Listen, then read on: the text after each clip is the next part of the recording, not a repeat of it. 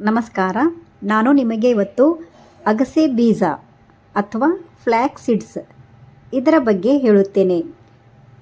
ಅಗಸೆ ಬೀಜಗಳಲ್ಲಿ ನಮ್ಮ ದೇಹಕ್ಕೆ ಅಗತ್ಯವಾದ ಅನೇಕ ಪೋಷಕಾಂಶಗಳಿವೆ. ಇದು ಹೃದಯದ ಆರೋಗ್ಯಕ್ಕೆ ಉತ್ತಮ. ಅಗಸೆ ಬೀಜದಲ್ಲಿರುವ ಒಮೆಗಾ 3 ಕೊಬ್ಬಿನಾಮ್ಲಗಳನ್ನು ಹೃದಯದ ಆರೋಗ್ಯವನ್ನು ಸುಧಾರಿಸುತ್ತವೆ. ಕೆಟ್ಟ ಕೊಲೆಸ್ಟ್ರಾಲ್ ಕಡಿಮೆ ಮಾಡುತ್ತದೆ ಹಾಗೂ ತೂಕ ಇಳಿಸಲು ಕೂಡ ಇದು ಸಹಾಯ ಮಾಡುತ್ತದೆ. ಹಾಗೆ ಚರ್ಮದ ಸೌಂದರ್ಯ ಕೂಡ ಹೆಚ್ಚಿಸುತ್ತದೆ. ಈ ಅಗಸೆ ಬೀಜವು ಹಿಂದಿನ ಕಾಲದಲ್ಲಿ ತಿನ್ನುತ್ತಿದ್ದರು, ಈಗಲೂ ಕೂಡ ತಿನ್ನುತ್ತಾರೆ. ಅಗಸೆ ಬೀಜವನ್ನು ಮೊದಲು ಚೆನ್ನಾಗಿ ಹುರಿಯಬೇಕು.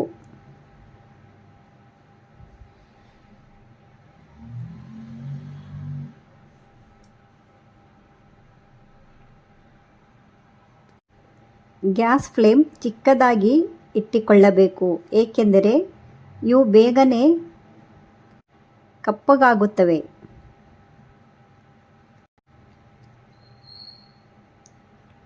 ಇದಕ್ಕೆ ಕೆಲವರು ಚಟ್ನಿ ಪುಡಿ ತಯಾರಿಸಿದ ಹಾಗೆ ಮಾಡುತ್ತಾರೆ. ಅಂದರೆ ನಾವು ಚಟ್ನಿ ಪುಡಿ ಹೇಗೆ ಮಾಡುತ್ತೇವೆ ಹಾಗೆ ಇದನ್ನು ಮಾಡಬಹುದು.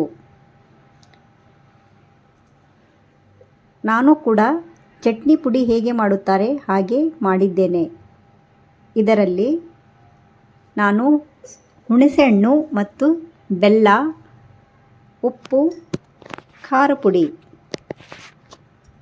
ನಮಗೆ ಎಷ್ಟು ಬೇಕು ಅಷ್ಟು ನಾವು ಖಾರ ಪುಡಿ ಮತ್ತು ರುಚಿಗೆ ತಕ್ಕಷ್ಟು ಉಪ್ಪು ಹಾಕಬೇಕು. ನಾನು ಯಾವಾಗಲೂ ಹೀಗೆ ಮಾಡುತ್ತೇನೆ.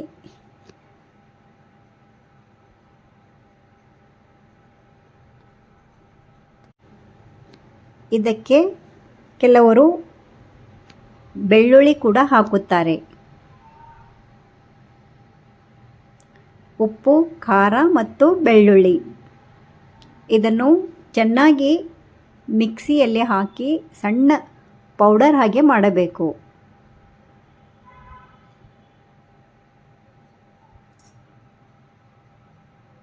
ಕೆಲವರು ಇದಕ್ಕೆ ಹಾಗೆ ಕೂಡ ತಿನ್ನುತ್ತಾರೆ, ಅಂದರೆ ಹುರಿದುಕೊಂಡು ಇಟ್ಟುಕೊಳ್ಳುತ್ತಾರೆ.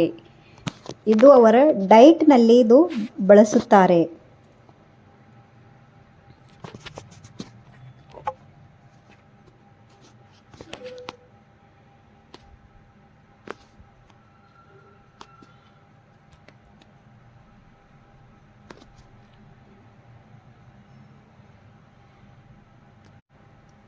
ಈ ಪುಡಿಯ ಮೇಲೆ ನಾವು ಬೇಕಾದರೆ ಮೊಸರು ಹಾಕಿಕೊಂಡು ತಿನ್ನಬಹುದು. ಇಲ್ಲದಿದ್ದರೆ ಚಪಾತಿಯ ಮೇಲೆ ಈ ಪುಡಿಯನ್ನು ಹಾಕಿಕೊಂಡು ಅದರ ಮೇಲೆ ತುಪ್ಪ ಕೂಡ ಹಾಕಿಕೊಂಡು ತಿನ್ನಬಹುದು. ಈಗ ಈ ಅಗಸೆ ಬೀಜಗಳು ತುಂಬ ಜನ ಉಪಯೋಗಿಸುತ್ತಿದ್ದಾರೆ.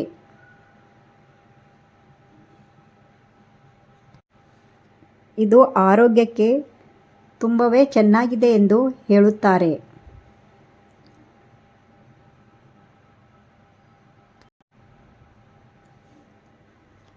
ಇದರಲ್ಲಿ ಏನು ಹಾಕಿದ್ದರೂ ಇದು ಚೆನ್ನಾಗಿಯೇ ಆಗುತ್ತದೆ.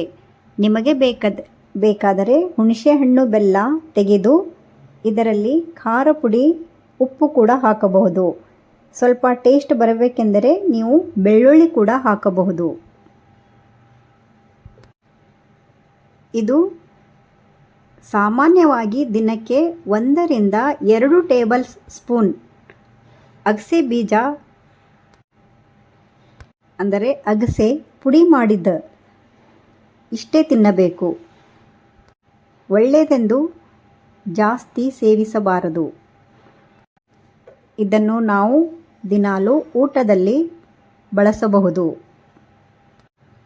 ಅಗಸೆ ಬೀಜವು ಚಿಕ್ಕದಾದರೂ ಆರೋಗ್ಯಕ್ಕೆ ದೊಡ್ಡ ವರದಾನವಾಗಿದೆ. ಹೃದಯದ ರೋಗದಿಂದ ಹಿಡಿದು ಜೀರ್ಣಕ್ರಿಯೆ, ತೂಕ ನಿಯಂತ್ರಣ, ಚರ್ಮ ಮತ್ತು ಕೂದಲಿನ ಆರೋಗ್ಯದವರೆಗೆ ಅನೇಕ ಪ್ರಯೋಜನಗಳನ್ನು ನೀಡುತ್ತದೆ. ಆದುದರಿಂದ ನಿಮ್ಮ ದೈನಂದಿನ ಆಹಾರದಲ್ಲಿ ಮಿತ ಪ್ರಮಾಣದಲ್ಲಿ ಅಗಸೆ ಬೀಜವನ್ನು ಸೇರಿಸಿ. ಧನ್ಯವಾದ. ನಿಮಗೆ ನನ್ನ ಮಾಹಿತಿ ಇಷ್ಟವಾದಲ್ಲಿ ಲೈಕ್, ಶೇರ್, ಸಬ್ಸ್ಕ್ರೈಬ್ ಮಾಡಿ.